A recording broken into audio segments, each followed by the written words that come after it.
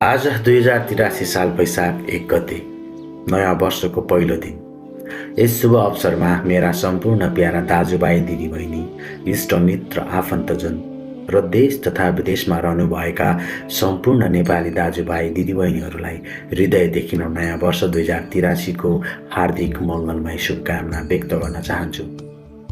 नयाँ वर्ष भनेको नयाँ सुरुवात हो, नयाँ आशा हो, नयाँ सपना देख्ने समय हो।